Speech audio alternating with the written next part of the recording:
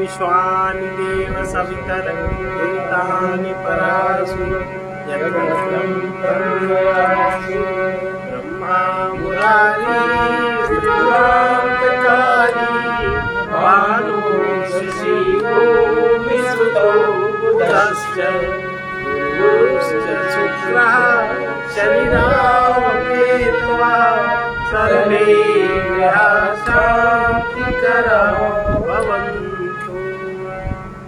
यं ब्रह्मा वरुणेन्द्र रुद्रमरुतः स्तुवन्ति दिव्यैस्तवैः वेदैः सामपदक्रमोपनिषदैः गायन्ति यं सामगाः ध्यानावस्थिततद्गतेन मनसा पश्यन्ति योगिनो यस्यां नमितोऽसुरासुरगणाः देवाय तस्मै नमः। वंशी विभूषितकरान्नवनीरदारुणबिम्बफलाधरुष्टा पूर्णेन सुन्दरमुखादरविन्दनेत्रा विशिष्टात् परं किमपि तत्त्वमहं न जाने। प्रीति जहां तहां बिखेरनी नहीं चाहिए,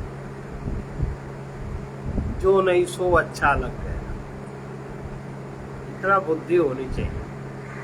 और असावधानी से तथा सुख के लालच बस जहां तहां प्रीति हो ही जाती है, और अशुभ परिणाम भोगते हुए भी मोहवश हटाने से नहीं हटती। मोह के रहते कभी क्रोध, कभी द्वेष, कभी कपट, कभी अभिमान तथा कभी लोक निंदा का भय आदि ये विकार उमड़ते ही रहते। इन विकारों के रहते कोई कठोर तप भी करे तो भी उसको मुक्ति और शांति नहीं। हम लोग वही आदत है, विकार सब एक तरफ, भगवान के नाम का जपना एक तरफ। ये विकार के रहते, मोह के रहते कभी क्रोध, कभी द्वेष, कभी कपट, कभी अभिमान तथा कभी लोभ, कभी लोक निंदा का भय आदि विकार उमड़ते ही रहेंगे। इन विकारों के रहते कोई कठोर तप भी करे तब भी मुक्ति और शांति भक्ति संभव नहीं हो सकती। कभी कभी कोई साधक मोह के रहते, मोह भी है उसमें, और विरक्त संत के ज्ञान स्वरूप में दृढ़ श्रद्धा रखने का प्रयास करता है, लेकिन जब उसके ज्ञान स्वरूप में दृढ़ श्रद्धा का प्रयास करता है और जब दृढ़ श्रद्धा हो जाती है किसी के ज्ञान स्वरूप में, तब परमात्मा की कृपा से मोह का बंधन शिथिल होता है। और कभी कभी क्या होता है कि प्रवचन सुनते रहे अंदर असर तो है ही, अगर श्रद्धा समर्पण भाव से सुनेगा, जब कभी सुनते सुनते क्रोध के अवसर पर क्षमा करने की, साथ ही प्रतिकूलता की सहन करने की शक्ति जब बढ़ जाती है तभी स्वास्थ्य लाभ होता है। अगर वो शक्ति नहीं बढ़ पाती तो आप घोर प्रवचन सुनते रहिए तो आपको अंतर से दैवी शक्ति का लाभ नहीं होगा। जब उदारता आ जाती है तभी पुण्यमय जीवन बन पाता है। प्रेम में हुए बिना उदारता, क्षमा, सेवा आदि दैवी गुण जीवन में कभी प्रकट नहीं। बहुत तो प्रेम नहीं होता, उनमें मोह ही होता ज्यादातर, तो उनमें दैवी गुण भी नहीं होते। जब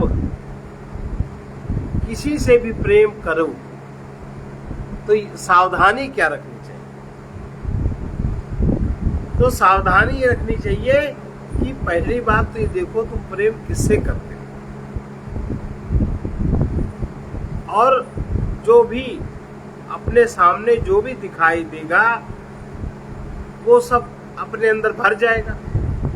दूसरे में जिससे हम प्रेम करते हैं उसमें हमें जो भी दिखाई देगा वो सब अपने अंदर भर जाएगा, ये होता है। और जब भर जाएगा, अभी तक यही होता आया कि हर व्यक्ति का प्रेम जड़ देह से होता है, बाहरी आकार में तो होता है, तो आकारी भीतर घुस गए। एक आकार के अनेकों आकार भर गए। इसलिए भीतर देहों की आकृतियां भरी पड़ी हैं, किंतु देखना ये चाहिए कि उन जड़ आकृतियों अथवा रूपों के भीतर क्या भरा, वो आकृतियां हटती क्यों नहीं। हर एक का चिंतन, चाहे परिवार के संबंधी हो चाहे जो हो, जब चिंतन होगा तो आकृति ही आएगी सामने, और आकृति को लेकर के हमारा सारा ज्ञान काम करता है। मोह, लोभ, काम, राग, द्वेष। लेकिन उन आकृतियों के भीतर क्या है, आपके चित्त में जो आकृतियों की स्थिरता हो रही है, उन आकृतियों के भीतर क्या भरा है। अर्थात वो जो आकृतियां विनाशी हैं, उनमें अविनाशी चेतन भी तो, क्या वो तो पकड़ पाए। अंदर हृदय से मन में आकृतियां भर ली, उनमें जो चेतना है क्या वो आई पकड़ में। आकृतियां अब यहीं से गलती हो गई। देहों में आकृतियों के नाम रूपों के भीतर नित्य चेतन जब दिखाई पड़ेगा, तब जब उससे प्रेम होगा, नित्य चेतन से जब प्रेम होगा, तब उसी चेतनत्व से हमारा हृदय भी भर जाए। तब वो आकृतियां हमारे जीवन में बाधक नहीं बनेगी, हमारे प्रेम में बाधक नहीं बनेगी। और ऐसा अगर हो गया तो अगर जड़ शरीर का वियोग भी हुआ, विनाश भी हुआ, तो उसका प्रभाव हमारे मन पर नहीं पड़ेगा। ये है विनाशी देहों को देखने वाला विनाशी से, और अविनाशी को देखने वाला अविनाशी से भरा रहता है। विनाशी देह में क्या अविनाशी देखता है, लेकिन अविनाशी को देखने में अगर एक बार देखना शुरू किया, देखने की दृष्टि कर जान गई, तो उसके पीछे से उसकी सारी परतें आपको दिख जाएंगी। उन परतों का लेन देन, उनका संग संबंध कितनी देर तक है, क्यों है, किस लिए है, ये सारा दिखेगा। पूर्व परिणाम, आगे का परिणाम, तो उस देह से मोह हो ही नहीं पाएगा। क्योंकि जब कारण और कार्य का पता लग जाता है, तब मोह नहीं हो पाता कि इसको मेरे आसपास रहने का कारण क्या है, इसकी हमसे कौन सी चाहत जुड़ी, जो जीव हमारे इतने करीब आया। अगर चाहत का पता लग जाए तो क्या उस जीव से मोह होगा? नहीं होगा। और हम बहुत सावधान रहें, उससे मोह नहीं होगा उतना। क्योंकि जब हमको पता है कि इसको हमसे 2 लाख रुपया चाहिए, हमें के प्रकारेण 2 लाख की व्यवस्था करके अपना पिंड बचा लें। हम क्यों लिंगर ऑन करेंगे कोई चीज? हम मोह क्यों बनाएंगे? हम प्रेम उससे क्यों बनाएंगे? मोह प्रेम होता है सुख और आनंद के लिए, ईर्ष्या द्वेष तपिश के लिए नहीं होता। और जब ये यथार्थता पता लगती है किसी भी चीज की, तपिश होती है, संबंध फिर नहीं बन सकता। संबंध या तो शुद्ध ज्ञान में बनता है या शुद्ध अज्ञान में मोह के कारण बनता है। जिसके भीतर जो कुछ होता है, इसके भीतर जो कुछ होता है, वो उसी से प्रेम करता है।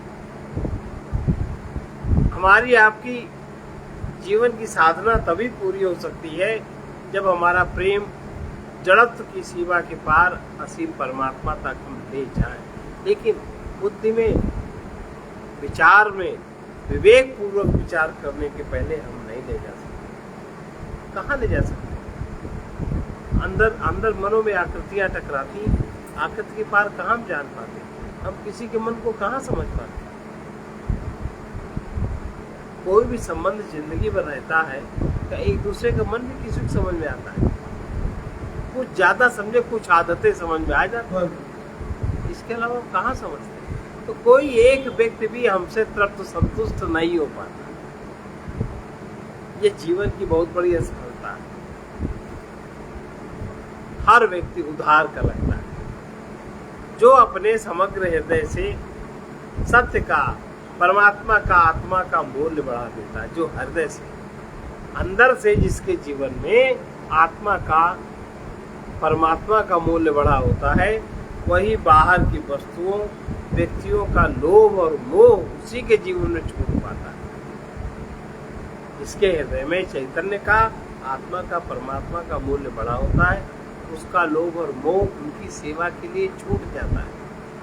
जिनके भीतर बाहरी वस्तुओं की अपेक्षा कुछ मूल्यवान नहीं दिखता, वस्तु के पीछे वो झगड़ते रहते हैं, वही बाहर के दृश्य में, वैभव में, ऐश्वर्य में, सौंदर्य में निरंतर आकर्षित होते रहते और खुद सूखते रहते। उनके शरीर का, उनके जीवन का रस ही चला जाता। इतना उनको बाहर में आकर्षण होता है कि उनके जीवन का रस सूख जाता है।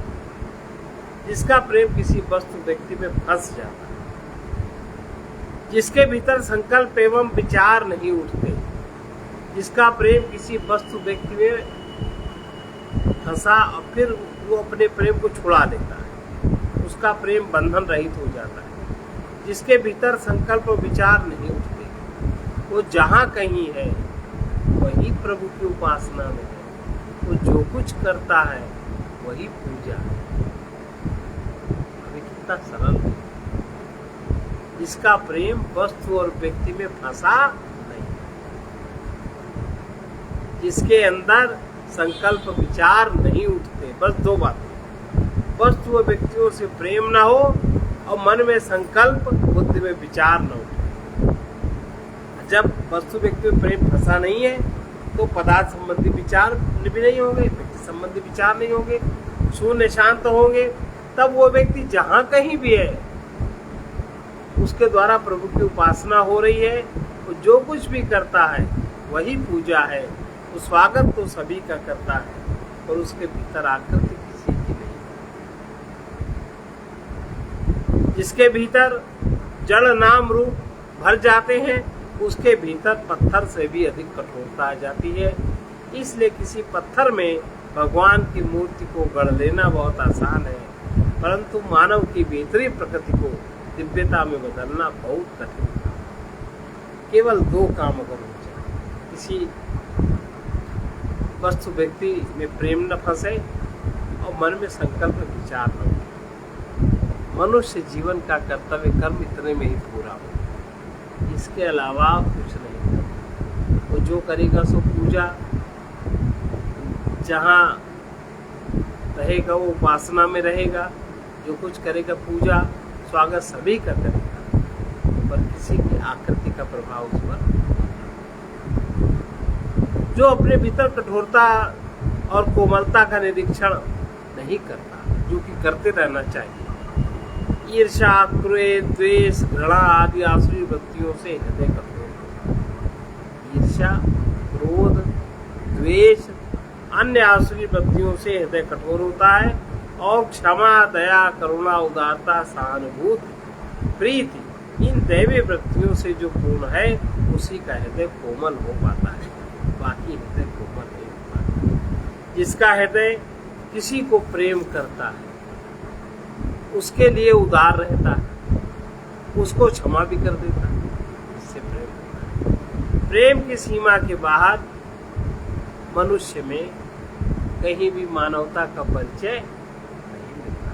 इसलिए सत्य प्रेम को भीतर जगाना चाहिए ताकि समग्र मानवता का विकास हो सके। प्रेम का भाव सबसे बड़ी दरिद्रता है। बात कल कही गई थी इसी बात में।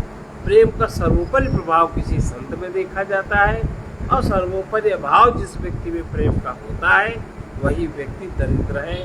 तुलसीदास जी यही बात कहते हैं, नहीं दरिद्र सम दुख जग माही, नहीं दरिद्र सम दुख जग माही, संत मिलन सम सुख कछु नाहीं, संत मिलन सम सुख कछु नाहीं। इसका संबंध अर्थ से बिल्कुल नहीं है। हम लोग अर्थ से ही जोड़ते हैं। अगर अर्थ से संबंध होता तो संत का नाम ना आता, लेकिन हम लोगों का अर्थ लगाने वाली बुद्धि बड़ी विलक्षण, क्योंकि लोभ है अंदर, धनी चाहते हैं, इसलिए हर चीज को अर्थ की सत्ता से ही जोड़ देते हैं। अब सबसे बड़ा पुण्य क्या है?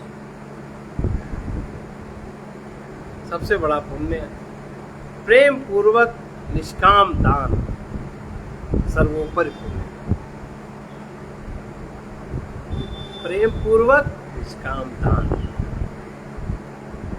जिसका हृदय प्रेम से पूर्ण रहता है वो किसी बुरे व्यक्ति से भी घृणा नहीं करता, बुरे के साथ दया का भाव होता है। अब जैसे प्रेम पूर्वक निष्काम दान इसके लिए होता है। हिंदुओं में जो कन्यादान सर्वोपरि बताया गया है, कन्या को जो बहुत प्रेम से पालता है वो कन्या को जो भी देता सब निष्कामता पूर्वक। आजकल निष्कामता से नहीं देता, आजकल तो बहुत ही क्षुद्र स्वार्थ की वृत्ति आ गई है। लेकिन आज के इस पीढ़ी के पहले जो कन्यादान में जो भी वस्तु आदि दक्षिणा आदि दी जाती थी उसका कभी कोई माता पिता मूल्य नहीं चाहता था कि प्रेम पूर्वक निष्काम दान, जिससे व्यक्ति कई जन्मों के ऋण से उऋण हो जाता है। आज उस चीज का लोग महत्वपूर्ण है, आज उसको बहुत संकुचित कर दिया। आज समझते ही नहीं है कि इसका महत्व हमारे जीवन में क्या है।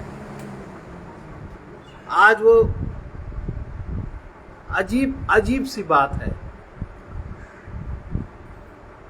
उचित पात्र का दान लेना और उचित सत्पात्र को देना, है ना। आजकल तो इस बात का विचार ही नहीं है। जहां तहां इंद्रिय स्पर्श वृत्ति जागृत हो गई है। किसी लड़की ने धीरे से हाथ रख दिया, इतने कमजोर बच्चे होते हैं कि वो उसी प्रति आसक्ति बना लेते हैं। हम उसी से विवाह करेंगे, हम सारा जीवन जबकि उस जीवन में चलता नहीं। एक इंद्रिय विषय के आकर्षण में कहीं जिंदगी चलती है, कुछ क्षण आदमी उसमें रह सकता है। वो चाहे कुछ मेल मिले चाहे न मिले, लोग विवाह कर देते हैं। इसके परिणाम अच्छे नहीं।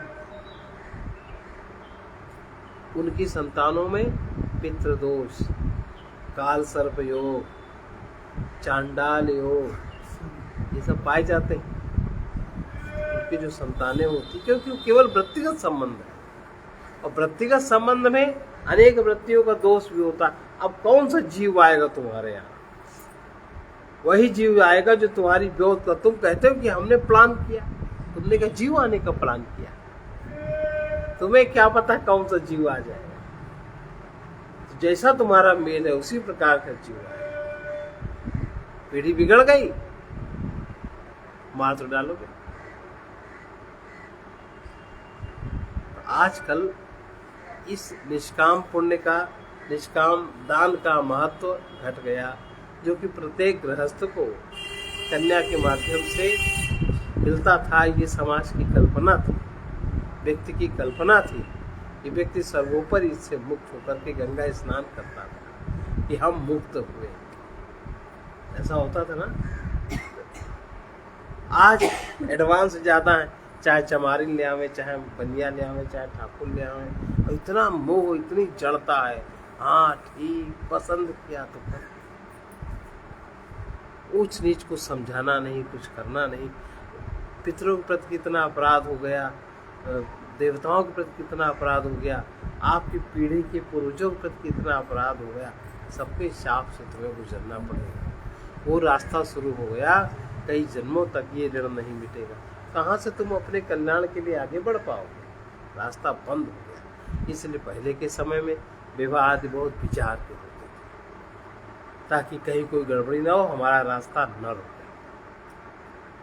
आज वो विचार खो गया और कहने को एडवांस नीचे गिर गई, स्थिति नीचे आ गई। एक इंद्रिय सुख में केंद्रस्थता हो गई। हृदय का आनंद और मन का सुख और प्रीति नहीं रहा। ये सब गुण समिट गए। इसलिए वो दान भी नहीं रहा, पुण्य भी नहीं रहा, वो निष्कामता भी नहीं रही। अब कहाँ से तुम भगवान की भक्ति आदि की बात कर रहे हो? कोई नहीं सकता। पतन, ये समाज का एक सामूहिक पतन। और उस पतन पर जो विचार करने वाले वो भी वैसे ही है, क्योंकि उनको समाज से अपना लाभ चाहिए, अपना धन चाहिए, अपनी मान प्रतिष्ठा चाहिए। वो भ्रष्ट कराने में ज़्यादा ही आगे। उचित विचार करने का विवेक किसी में नहीं है। तो प्रेम पूर्वक निष्काम दान सर्वोत्तम पुण्य है। जिसका हृदय प्रेम से पूर्ण रहता है वो किसी से घृणा नहीं करता, दया ही करता है। वही व्यक्ति सम्यक दृष्टा हो पाता है, जो अपने में और सभी में परमात्मा का अनुभव कर लेता है। शरीर मन बुद्धि को जो जानता है, शरीर मन बुद्धि को जो जानता है वही स्व है, जिसे कभी कोई खो नहीं सकता, वही स्वरूप है। आप चाहो तो भी नहीं खो सकते, वो स्वरूप है। ज्ञान की खोज, प्रेम की प्राप्ति, ये दो बातें स्वयं के बाहर तो नहीं हो सकती और दूसरे व्यक्ति में भी नहीं हो सकती। प्रेम की प्राप्ति अगर स्वयं में न हुई, दूसरे व्यक्ति में कोई तुम्हें प्रेम नहीं दे सकता। इतना अवश्य है कि सम्यक ज्ञान के लिए कामना के साथ ही अहंकार जब समर्पित होता है तभी चीजें जागृत होती हैं। इसलिए सावधान रहना चाहिए कि जीवन में खोज करने में भले ही कोई देर करे, करते ये देर कहाँ, बुढ़े हो गए अभी तक उनके धन का ही विचार नहीं गया, बुढ़े हो गए उनके अभी शारीरिक सुख का विचार नहीं गया। भले ही तुम जीवन न खोज पाओ, लेकिन मृत्यु तुम्हें खोजने में देर कभी नहीं करती। वो तो ठीक समय पर ठीक जगह दस्तखत दे देगी। तुम करो आलस से प्रमाद, मृत्यु आलस से प्रमाद नहीं करती। नहीं, वो नहीं करती। इसलिए वो तो शरीर, संपत्ति, धन, सम्मान, यश, अधिकार जो भी आपकी परिधि है सबको निस्सार बना देगी। यहाँ तक आपके शरीर को निस्सार बना देगी। कोई सार ही नहीं बचता, सब कुछ निस्सार हो जाता है। इसलिए स्वयं के आशय को अभी अभी जानकर अभय हो जाना चाहिए। जब से बात सुने तब से उस अभय की ओर अपने कदम बढ़ा देना चाहिए। और दूसरों की मृत्यु तो हम अपनी आंखों से देख सकते हैं, लेकिन अपने साथ जो कुछ मृत्यु से घिरा हुआ है उसका दर्शन नहीं होता। इस ज्ञान के द्वारा उसको देखा जा सकता है। नहीं तो दूसरों को तो कंधों पे लाद लाद के पहुंचा दोगे। बहुत दुख होगा तो उतनी जोर राम नाम सत्य चिल्लाओगे। अपने दुख को छिपाने के लिए अहंकार दुख को छिपाता है, जोर जोर चिल्लाता है। लोग हमें दुखी न जाने, हमें ज्ञान है। ज्ञान क्या? खाक ज्ञान। चिल्ला कह रहे हो ज्ञान? ज्ञान में भोला चिल्लाता है क्या कोई? ज्ञान में जो होता है वो किसी तरह प्रकटीकरण करता है क्या? लेकिन इस वहम से अपने को निकाल लेना चाहिए कि ये बहुत ही अद्भुत बात है। वो हम जो भी चाहते हैं, जैसा भी चाहते हैं, हम अपने स्वरूप को ही चाहते हैं, लेकिन दिशा गलत है। स्वरूप की ओर लौटना किसी ने सिखाया नहीं, किसी ने बताया नहीं। और जो भी हम प्रभुत्व चाहते हैं, हम प्रभुत्व चाहते हैं। प्रभुत्व माने अपना बोध। प्रभुत्व का अर्थ क्या होता है? अपना बोध। सब में हमें अपना बोध हो, इसको प्रभुत्व कहते हैं। सब में हम अपने को समझें, इसको कहते हैं प्रभुत्व। और हम कभी न नष्ट हो, हम कभी न मरे, इसे कहते हैं अमृतत्व। अमृतत्व चाहते हैं, हम प्रभुत्व चाहते हैं, आनंद और प्रेम चाहते हैं। जो हम चाहते हैं उसी मय हमको, हम हैं उसी मय हमको होना है। अपने अहंकार को समर्पित करना है। हम मृत्यु नहीं चाहते। कोई चाहता है मृत्यु? दुख नहीं चाहते, भय नहीं चाहते। चाहते कहीं? मृत्यु, दुख, भय नहीं चाहते। क्रोध, ईर्ष्या, द्वेष भी नहीं चाहते। जो हम नहीं चाहते वो मुझ में है ही नहीं। लेकिन हम गठरी, वो है नहीं, पर हम गठरी उसी की बांधे रहते हैं। आसक्ति बस बांधे हैं। जो चाहते हैं वही होता है। परमात्मा का नियम है कि तुम जो चाहोगे वही हो जाए। उसमें न भाग्य बाधा है, न प्रारब्ध बाधा है, न कर्म बाधा। जो चाहोगे तुम वही हो जाओगे। इसलिए आनंद, अमृत, प्रेम और प्रेम में प्रभु नित्य साथ में है, परंतु अनुभूति के लिए जब अपना हृदय, अपना मस्तिष्क, अपना चित्त खाली होगा, पदार्थों से खाली होगा, विकारों से खाली होगा, तब हमें उसका अनुभव होगा।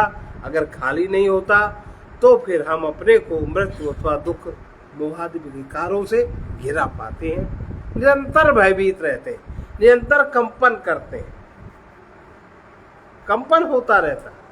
अगर कह दो भी आर्थिक थाली घुमाओ तो थाली हाथ नहीं घूमे, हाथ में कंपन होगा।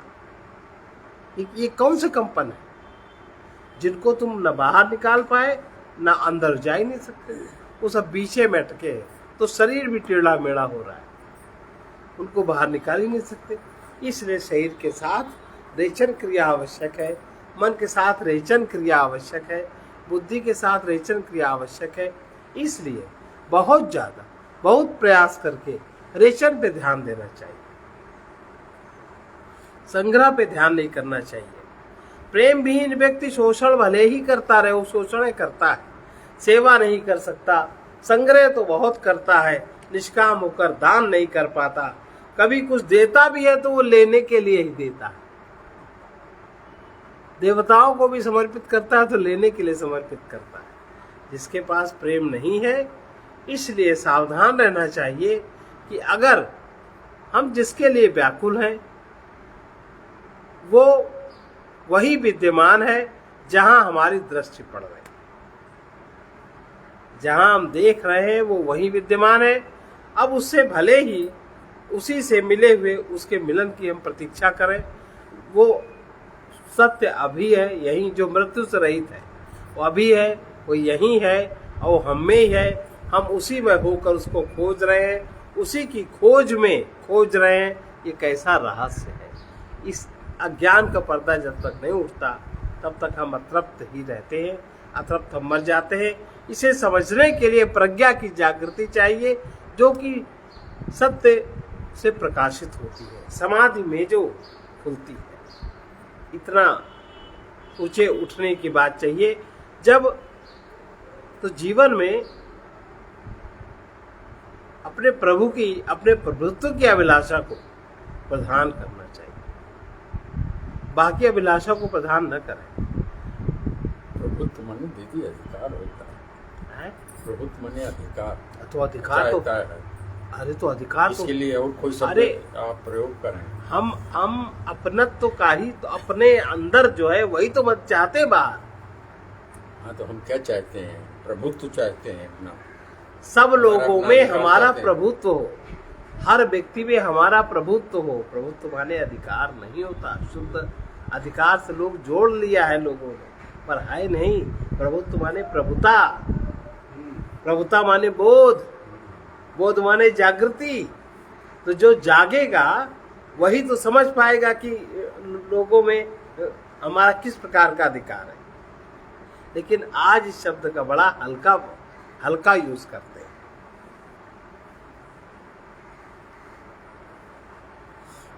मन से न लड़ो, मन को साक्षी बन के देखना है, पाप से नहीं लड़ना है। मन को बुरा समझकर छोड़ भी नहीं सकते, अच्छा समझ के पकड़ भी नहीं सकते। वो तो एक पदार्थ है, वो आपके सामने ही रहेगा।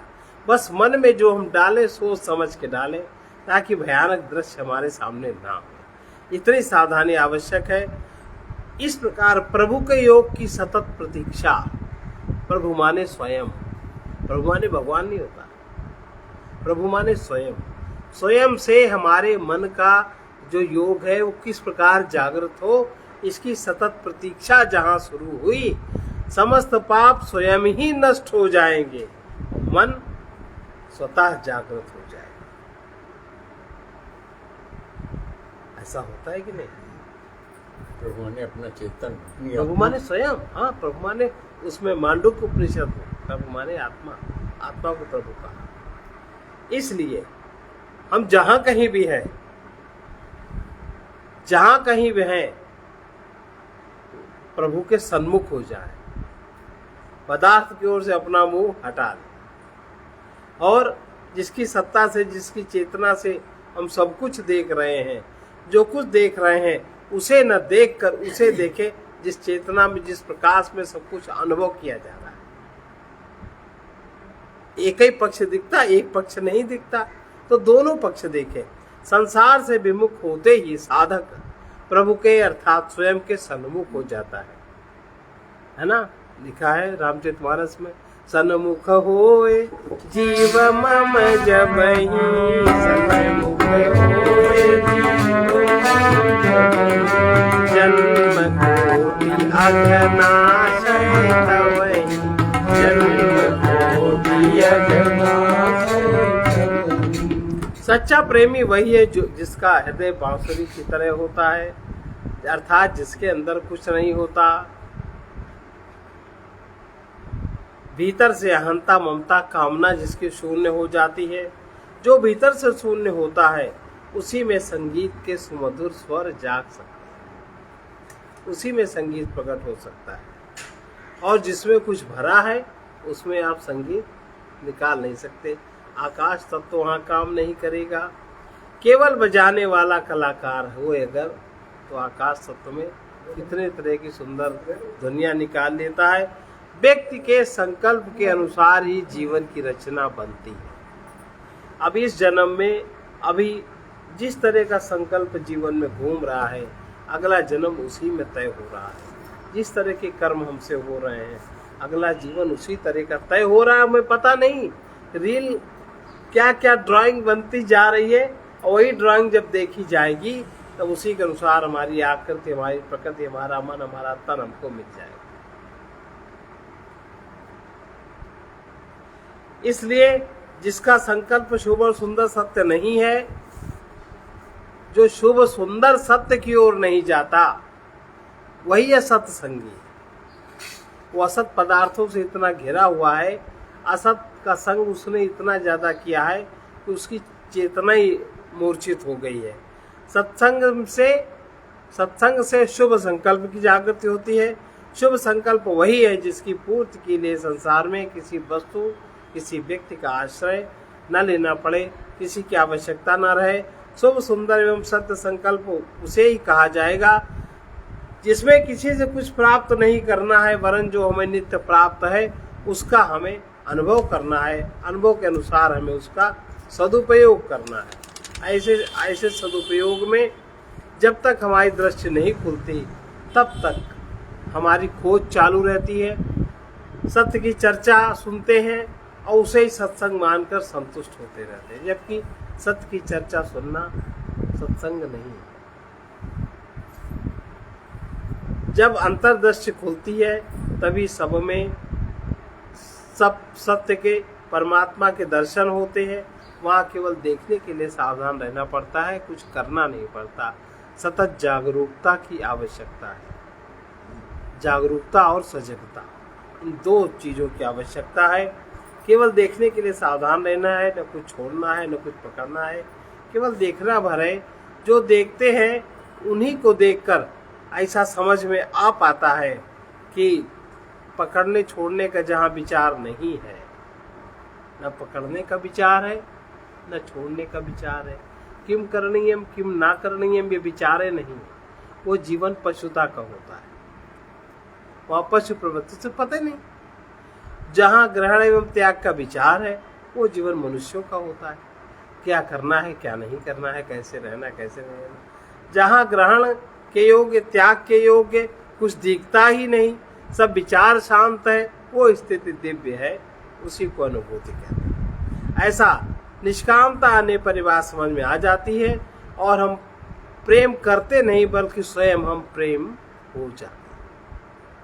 प्रेम में हमारा जीवन शुरू होता है, तब हमें अखंडता का, परमात्ममयता का, परमात्मा ही सब कुछ अनुभव होता है। परमात्मा से निश्चित जो ये पदार्थ जगत है, ये पिघल जाता है, ये हममय हो जाता है। इसलिए प्रेम की प्यास हर प्राणी में है ना। आप पशु को भी जरा सा ऐसे कर दो, क्योंकि वो इंद्रिय प्रेम समझता है, पशु इंद्रिय प्रेम समझता है, वो और ऊंचा प्रेम नहीं समझता। मनुष्य ऊंचा प्रेम समझता है। तो प्रेम पाने के लिए दूसरा तुम्हें प्रेम करे तो पहले अपने को तो प्रेम से भरो, अपने में तो प्रेम जागृत हो। जो दोषों से भरा है, घृणा ईर्षा द्वेष जिसमें भरी है, वो तो उसी को आमंत्रित करता है, ईर्षा को, घृणा को, द्वेष को। उसके भाग्य में ईर्षा घृणा द्वेष ही मिलता है, उसको कभी प्रेम नहीं मिलता। कोई कोई ऐसे हैं जिनको जिंदगी में प्रेम ही नहीं मिलता, वो बड़े अतृप्त होते, वो बड़े सूखे साखे होते, उन्हें समझ ही नहीं आती। तो सर्वोपरि भाग्यहीन व्यक्ति जिसको जीवन में प्रेम न मिला हो, वो सर्वोपरि भाग्यहीन व्यक्ति है। और जिसने प्रेम न किया हो, वो उससे भी ज्यादा भाग्यहीन व्यक्ति है, क्योंकि ऐसा तत्व है कि इसके बिना प्राणी हो ही नहीं सकता। इसलिए जिसका चिंतन होता है, चित्त में वही आकार प्रकार बन जाता है, अंत में उसी की प्राप्ति होती है। किसी से प्रेम किया नहीं जाता, प्रेम में स्वयं हुआ जाता है। प्रेम संबंध नहीं है, सद्भाव है। प्रेम कोई संबंध नहीं है, प्रेम सद्भाव है। प्रेम को सत्य का प्रकाश कहा गया वेद में। सत्य की उपलब्धि को प्रेम की यात्रा की पूर्णता बताई गई है, ऐसा वैदिक ज्ञान कहता है।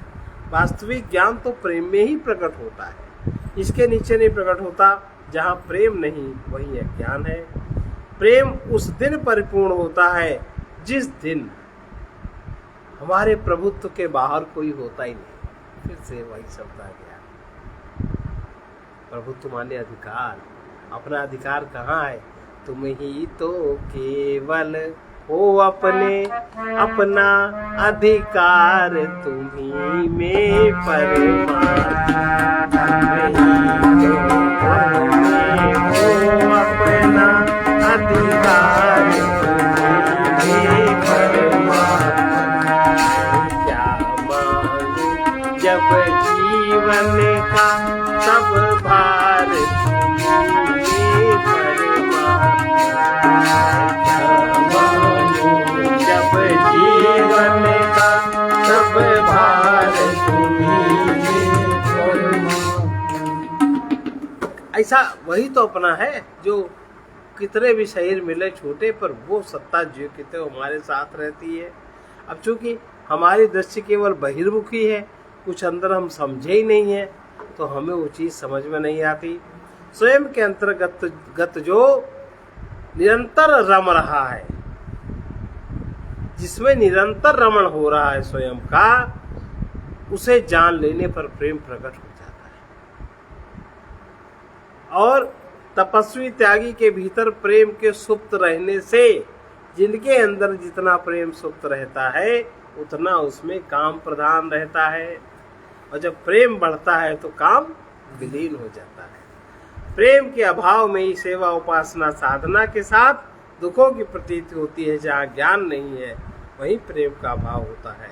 प्रेम के प्रभाव में सेवा स्वतः चलती है, सेवा के लिए अलग से कुछ करना नहीं पड़ता। जो अपने आप में संतुष्ट एवं तृप्त और आनंद से भरा है, उसी के आचरण में प्रेम ही प्रकट होता है। दूसरे के आचरण में प्रेम प्रकट नहीं होता। तो प्रेम हर एक को जोड़ता है, तोड़ता नहीं है। प्रेम के द्वारा, जिसके द्वारा सत्य का साक्षात होता है, जिस प्रेम के द्वारा, वही परम ज्ञान है, वही परमात्मा है।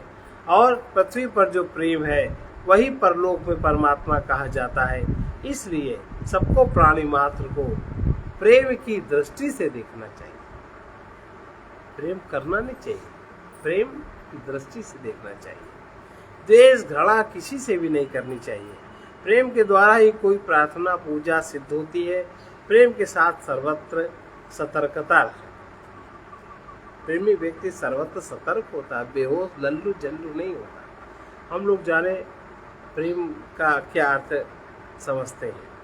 प्रेम निरंतर सरस रहा करता है, सतर्क रहा करता है। और बाह्य दृश्य अथवा रूप की सुंदरता में जब आसक्ति बनती है, क्योंकि जो भी आकर्षण है व्यक्ति में, वो उतने प्रेम का ही आकर्षण है। जो अदृश्य है वही आकर्षित करता है। अदृश्य परमात्मा के प्रेम में ही अपने को तन्मय कर लेना सर्वोपरि उपासना है। सर्वोपरि परमात्मा की, उसमें तन्मय कर लेना, जिस भी विधि से हो जाए वैसे कर लेना। भोगार्थी किसी से प्रेम की आड़ लेकर मोह अहंकार ही तृप्त करता है। जो भोगार्थी व्यक्ति है उसका मोह तभी तक चलता है जब तक उसके सुख में बाधा नहीं पड़ती। सुख में बाधा पड़ी कि संबंध विच्छेद हुआ। जिस मनुष्य के हृदय में प्रेम जितना गहरा होता है उसमें मानवता उतनी ही ऊंची और अधिक पाई जाती है। इसलिए मनुष्य स्वार्थ और संग्रह परिग्रह में जितना ऊंचा होता है मानवता उसमें उतनी ही नीची होती है। जिस हृदय में प्रेम नहीं वही कृपण है, कंजूस होता है, अशक्त है, हीन है, अनेकों वस्तुओं व्यक्तियों के आगे दीन है। जिसमें मानवता जागृत नहीं होती वही प्रेम के अतिरिक्त अन्य वस्तुओं में अन्य प्रकार की संपदा खोजता रहता है और अपने अहंकार को पुष्ट करता रहता है। उसी को अपना जीवन समझता है। बस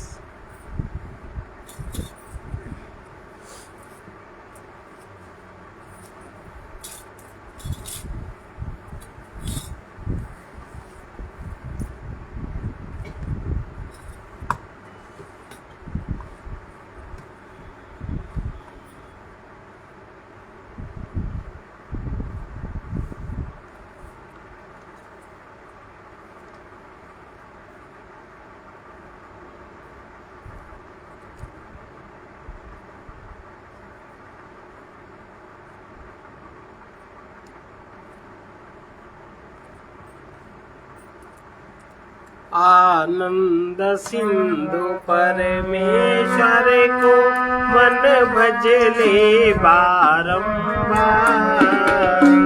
आनंद सिंधु परमेश्वर को मन भजले बारंबार। जो अखिल विश्व का जीवन है, जो अखिल विश्व का प्रभु अनुपम सर्वाधार। प्रभु अनुपम सर्वाधार।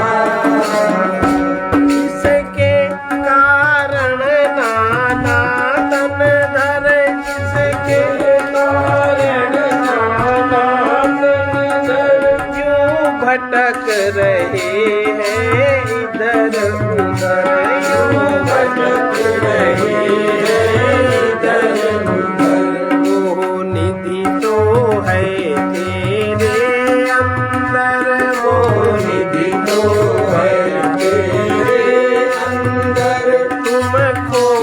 फिरे संसार।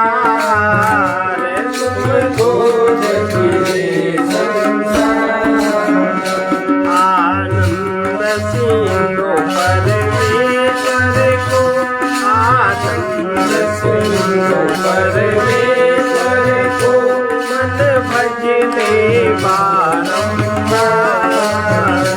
मन भजले बारंबार। कौन ठिकाना है, इस तन का कौन ठिकाना है। कुछ दिन में ही तो जाना है, कुछ दिन में ही तो जाना है। जो माया में दीवाना है, जो माया में दीवाना है।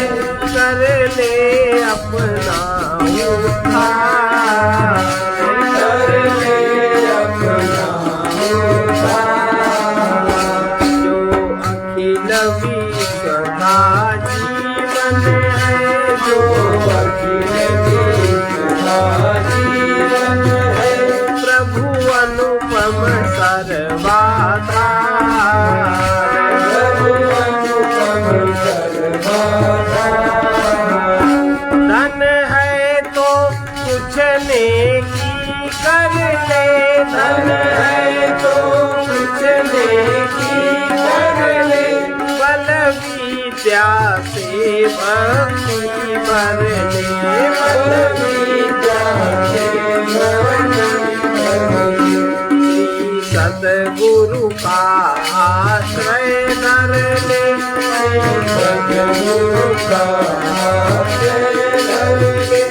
हो जाए भव से पार, हो जाए भव से पार।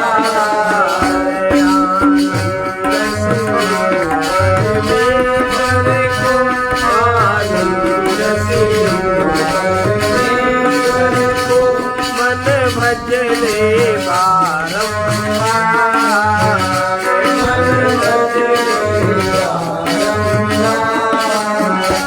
जो खुद को यहाँ फंसाएगा, जो खुद को यहाँ फंसाएगा, वो उतना ही दुख पाएगा, वो उतना ही दुख पाएगा। ये कुछ भी काम न आएगा, ये कुछ भी काम न आएगा, जाएगा हाथ पसार, जाएगा हाथ पसार।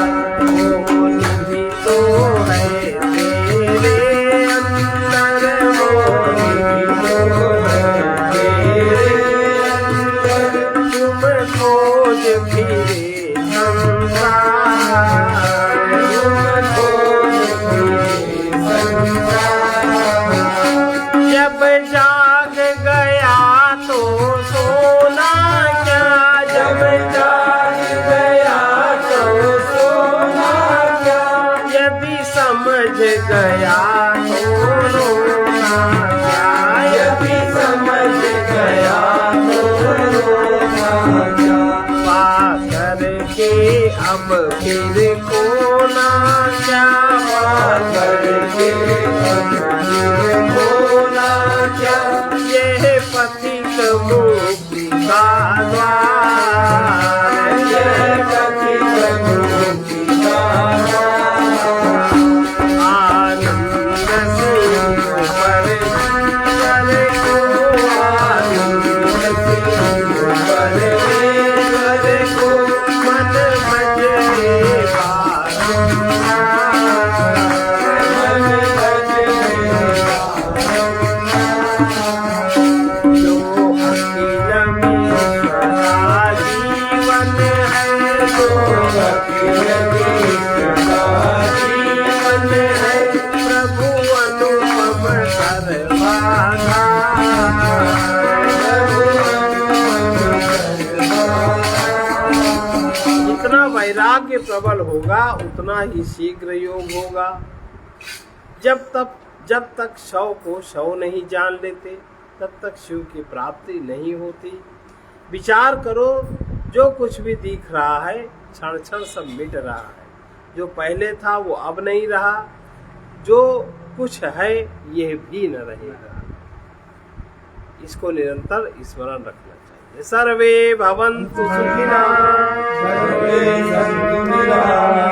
सर्वे भद्राणि पश्यन्तु, मा कश्चित् दुःखभाग्।